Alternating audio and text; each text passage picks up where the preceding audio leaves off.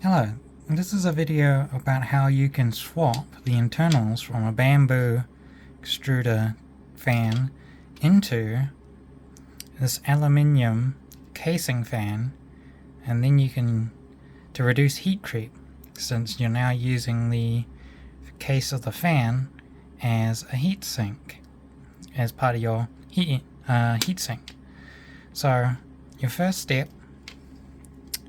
is to remove these tiny little plastic retaining clips on the shafts of both of these motors. That will release the fan and leave the circuit board uncovered. I'll get back to you when I've done that. There are these clips there. Be careful not to lose both of them. If you lose one, you can just use the other, since we're going to be sacrificing the internals of this one anyway. So, as you can see, the fan is sticking out some on both because it's actually a little spring that pushes them out. So, what we can do now is remove the actual central fan, which I will do now. And here we can see the insides of these fans. Now, because most of these fans are actually manufactured by the same people, you'll find that a lot of these fans actually are cross-compatible. So what we are going to do, and one thing that you may notice, the bearing from this one has actually come out.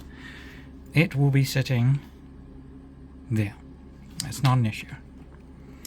So now what we have to do is very carefully remove this circuit board, which is usually only friction fit or maybe a little bit of epoxy, from the bamboo casing.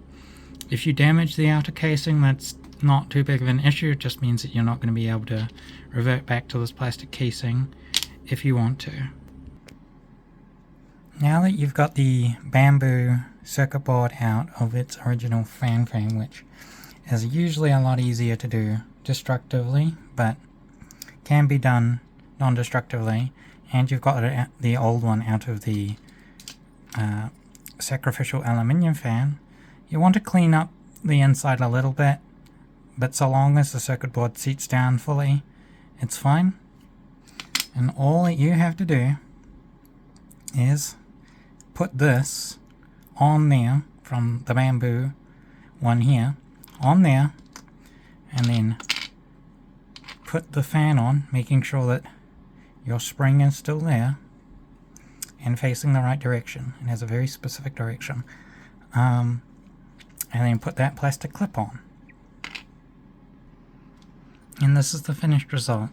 I personally used a Rocket RC aluminium fan, but if you want to be safe, just any fan that has these three fin cutouts should work.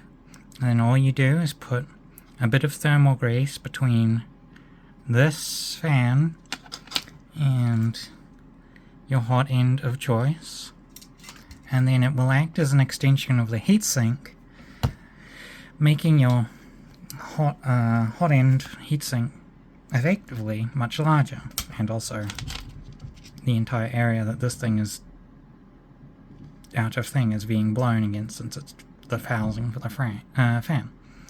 And your printer will be none the wiser. Also, this isn't supposed to be a super comprehensive video, more like this is something that you can do, this is kind of roughly how you do it. If you have any questions, just put them in the comments.